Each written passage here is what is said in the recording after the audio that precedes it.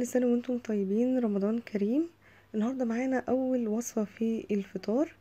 معانا طاجن البطاطس باللحمة المفرومة، وصفة سهلة وسريعة ومش مكلفة وطعمها حلو قوي. بس قبل ما أكمل الفيديو حابة أفكركم، لو انتوا أول مرة تشوفوني أنا الشيف رورو ودي قناتي، بتمنى تدعموني بلايك وكومنت وشير الفيديو. يلا بينا نشوف هنعمل وصفة النهاردة ازاي. يلا بينا. عندي طاسة على النار، بعد ما تسخن كويس قوي هحط معلقة كبيرة من الزبدة مع معلقة كبيرة من الزيت، وهنزل نص كيلو من اللحم المفروم، وهكون شغالة على نار عالية. مش عايزة اقلب اللحم كتير عشان ما تجيبش المية بتاعتها، علشان تتحمر بسرعة وتاخد لون.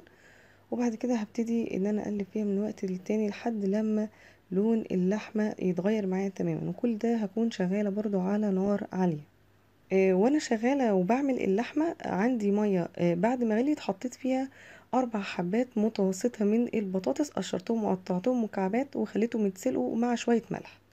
بعد ما اللحمه لونها يتغير هحط معلقه كبيره من صلصه ورشستر صوص، لو متوفره. لو مش متوفره مفيش اي مشكله، بس انا بحب نكهتها جدا مع اللحمه.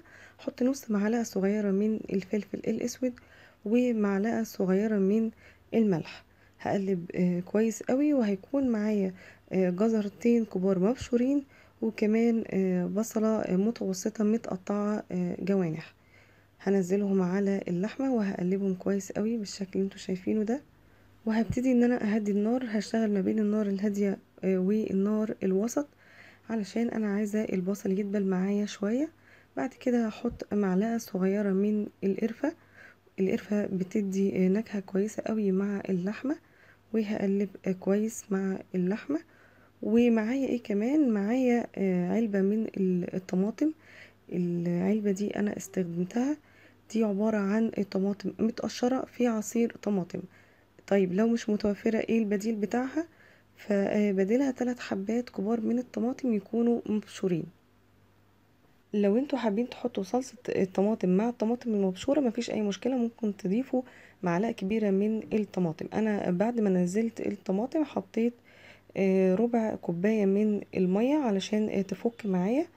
وكمان هبتدي ان انا اظبط الملح بتاع اللحمة، هي احتاجت مني ملح كمان. وهحط رشة من السكر طالما في طماطم، ربع معلقة صغيرة مش اكتر. واظبط الملح، وبعد كده اسيبها تغلي غلوتين واطفي النار.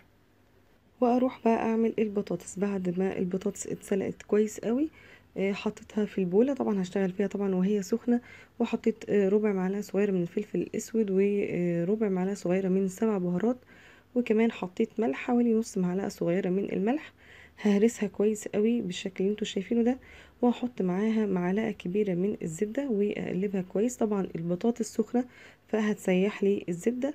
وهنزل حوالي ربع كوبايه من اللبن. اقلب بس كويس قوي، وهنزل اللبن تدريجيا لان انا عايزاها تتحول لماش بوتيتو وتكون ناعمه، ومش عايزاها طبعا اللبن ما يكونش كتير قوي. فعشان كده هنزل اللبن تدريجيا. فهي خدت معايا ربع كوبايه بالظبط من اللبن. اللبن يكون بدرجه حراره الغرفه او ساقع، طالما هي سخنه مفيش اي مشكله. وبعد كده هظبط الملح، وزي ما انتم شايفين ناعمه ازاي. هبتدي بقى احط اللحمه في الطاجن بتاعي، وحطيت معاه معلقه كبيره من الثوم، يعني حوالي 4 فصوص من الثوم، وقلبتها كويس قوي.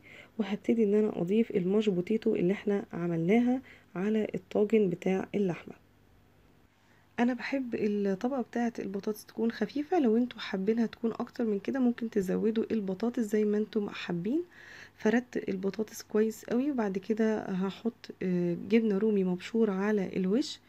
وفي الاخر هحط بقسماط مطحون، بس انا هنا استخدمت البقسماط الكريسبي لو متوفر عندكم، وده شكل العلبة اللي انا استخدمتها بتاعت البقسماط. لو مش متوفر يبقى البقسماط العادي المطحون اللي احنا بنستخدمه. طبعا كل حاجة عندي مستوية، فانا دخلتها في فرن حامي في الشبكة في النص 10 دقايق على درجة حرارة عالية. 10 دقايق مش كتير، وبعد كده قدت الشواية علشان تاخد لون بالشكل اللي انتوا شايفينه ده.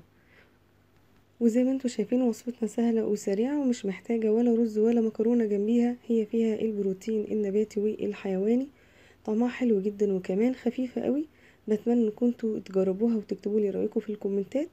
وكان تكون خلصت حلقة النهاردة. بتمنى انها تكون عجبتكم، والسلام عليكم ورحمة الله وبركاته، ورمضان كريم.